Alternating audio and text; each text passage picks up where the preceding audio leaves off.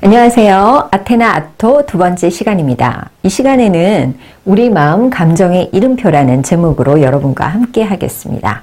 우리 마음속에서 일어나는 감정은 어떤 것이고 또 그 감정이 우리에게 어떤 의미를 갖고 있으며 또 오늘 제목처럼 감정의 이름표란 무엇인지 알아보는 시간입니다.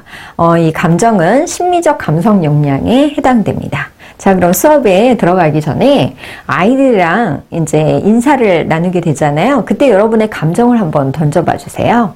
오늘 아침에는 좀 여러 가지 일 때문에 좀 약간 씁쓸하고 기분이 안 좋았는데 여러분들 밝은 얼굴을 보니까 굉장히 만족스럽고 기분이 환해졌어요. 라고요. 자, 그럼 아이들이 이제 환하게 자기들 때문에 기분 좋다고 하니까 아이들도 같이 표정이 밝아지겠죠? 자, 그랬을 때 아이들에게 한번 여러분들은 그럼 오늘 아침부터 지금까지의 감정을 잘 기억을 하고 있는지, 그리고 내 감정이 어땠는지를 표현할 수 있겠니? 라고 이야기를 하면서 이렇게 그래프로 표현을 할 수 있도록 도와주세요. 맨 처음부터 선생님처럼 뭐 아침에는 좀 씁쓸하기는 했는데 지금 환하고 만족감이 느껴진다 라고 표현하기가 쉽지가 않거든요. 자, 그래서 아이들에게 이렇게 그래프로 표현을 한 다음에 감정을 한번 말로 이렇게 인식을 하고 난 다음에 표현해 보라고 해보세요. 바로 이 감정을 이렇게 인식해서 그거를 이제 말하는 것을 감정 단어로 이야기를 할 텐데, 맨 처음에는 이런 식으로 아이들이 적을 경우가 많이 있습니다. 좋은, 그냥 그런, 환한, 아주 좋은, 뭐 이런 식으로요.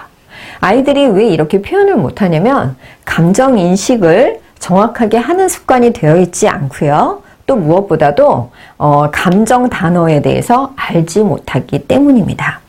저희가 사실 감정의 이름표라고 제목을 붙였는데 감정 단어를 감정의 이름표라고 할 수 있겠어요. 자, 그래서 여러분들이 아이들이 이걸 통해서 내가 감정 인식에 서툴구나. 내가 감정이 그냥 어떤 감정이었는지 잘 모르고 지나칠 때가 있구나. 아니면 한 감정에만 몰두해 있어서 매 순간의 감정을 잘 모르는구나를 깨닫게 해주시고요. 또한 감정을 인식할 때 어떤 감정 단어로 인식하는지 잘 모른다는 걸 좀 알아보는 그런 시간입니다. 그래서 아이들에게 감정이란 어떤 건지를 이제 정확하게 알려줘야 되겠죠. 감정에 대한 오해가 있어요. 이 마음속에서 일어나는 이 기분에 대해서 감정을 표현을 할 때 보통 우리가 이제 감정에 대한 오해를 갖고 있는 게 뭐냐면 이 단어를 한번 아이들에게 제시해 보세요. 그러면 아이들이 이렇게 이야기를 합니다. 위에 거는 좋은 감정이고요. 밑에 거는 나쁜 감정이에요. 자, 이렇게 이제 아이들이 이야기를 하는데 생각해 보세요.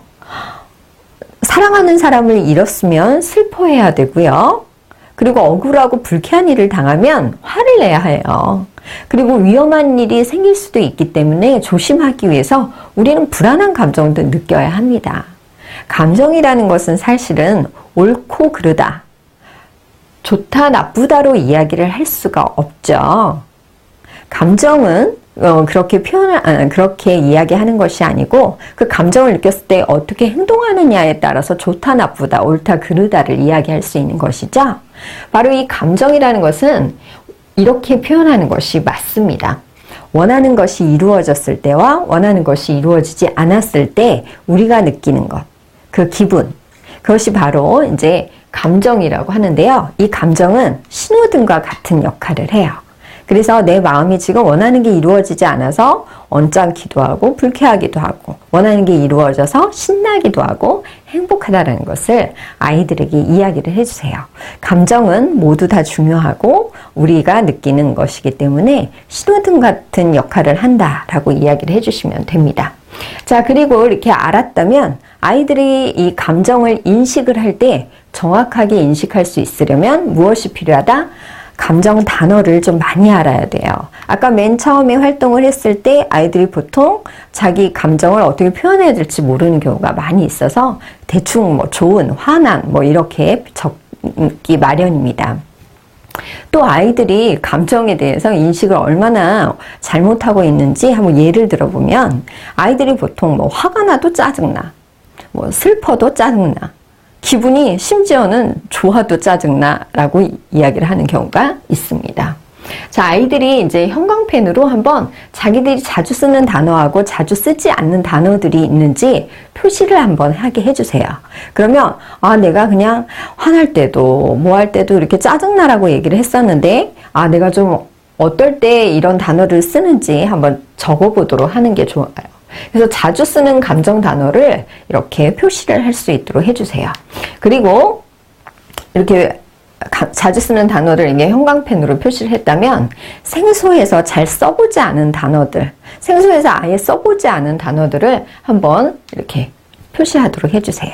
생소하다는 건 처음 접해왔다든지 아니면 자주 접하지 않아서 정확한 뜻을 모르는 경우가 있잖아요. 이럴 경우에 선생님께서 그 단어의 뜻을 미리 사전에서 숙지하셔서 미리 아이들이 물어봤을 때 대답을 해주실 수 있도록 그렇게 준비를 해주셨으면 좋겠습니다.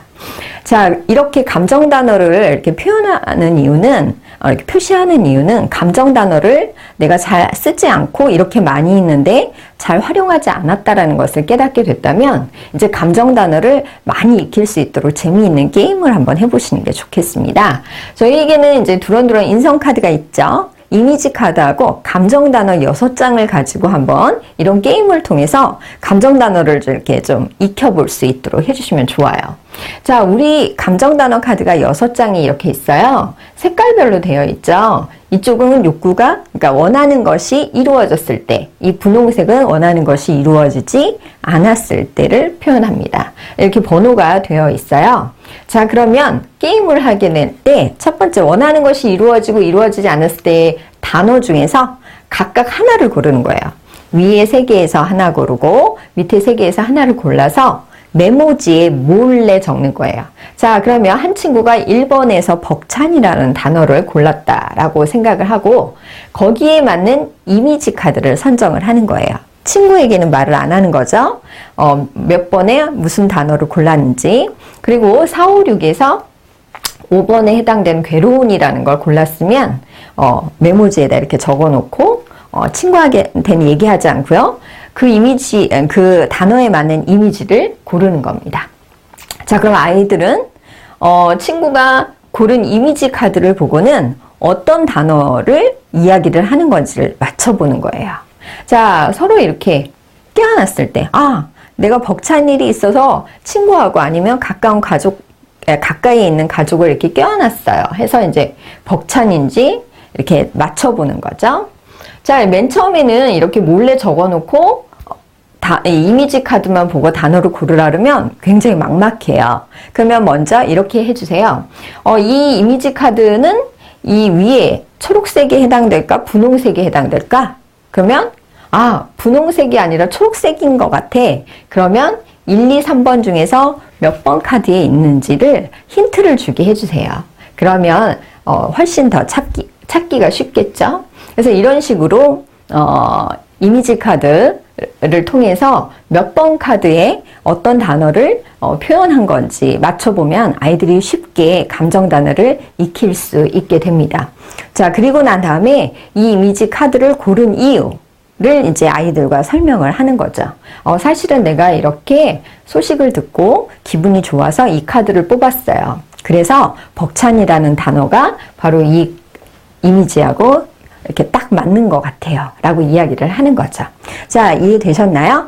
자, 그러면 이 시간에는 아이들에게 다른 친구의 말을 잘 듣고 공감하는 그런 시간이 되어야 이 이미지 카드를 통해서 단어를 맞출 수 있게 될 거예요. 이 시간은 물론 감정을 인식하고 감정 단어를 익히는 것이 중요한 시간이기도 하지만 이 활동을 통해서는 경청과 공감이 이루어지도록 선생님께서 지도해 주셨으면 좋겠습니다. 그래서 마지막으로 감정 단어를 익히게 이렇게 도와줬다면 집에 가서 이제 과제로 감정 단어를 익힐 수 있도록 다시 한번 기회를 주는 게 좋습니다. 혹시 이거를 수업으로 하게 될 경우에도요, 아이들이 감정 단어를 보고 거기에 맞는 것에 감정이라고 해당되는 그 표정을 맞춰서 이제 적도록 해주시는데요. 이 표정이라는 것은 굉장히 숨기기가 어려운 거예요. 그래서 이 감정을 드러내는 이 표정을 보고 감정 단어를 한번 써보는 거죠. 학교에서 만약에 하게 될 경우에는 이 표정이랑 가장 비슷하게 표정을 지을 수 지어보라고 한번 해보세요. 그러면 재밌고 익살스러운 친구들, 정말 열심히 하는 친구들이 있어요. 그럼 그 친구들이랑 같이 재밌는 시간을 가져봐도 돼요. 이 표정을 제일 가장 잘 지은 친구 누군가 하고 이렇게 친구들이랑 맞춰보기를 해도 좋습니다. 그리고 과제로 이 감정을 드러내는 걸 할 때 감정을 숨길 수 없는 이 표정을 통해서 감정을 잘 인식하고 그리고 다른 사람의 감정도 잘 인식하는 그런 시간을 가져보는 게 좋습니다. 제가 지금 이 표현한 것들을 한번 보세요. 아이들이 이렇게 물어보는 경우가 있어요. 이 그림들이 비슷비슷한데요? 그렇지만 자세히 한번 살펴보고 너희들이 그 표정을 지어보고 어떨 때 이런 표정을 짓는지 감정 단어에서 골라봐 라고 이야기를 하는 거죠. 비슷해 보이는 표정이기는 하지만 또 그거에 따른 감정이 다르게 느껴질 수 있는 거, 다양하게 느낄 수 있는 거, 이 시간에 감정을 잘 인식하고 또 감정 단어를 많이 익힐 수 있도록 이렇게 지도해 주시면 좋겠습니다. 자, 선생님들도 이 시간을 통해서 그리고 아이들의 감정을 잘 인식하고 또 그래서 나아가서 나중에 배우게 될 감정 표현 방법을 원활하게 할 수 있도록 도와주셨으면 좋겠습니다. 네, 감사합니다.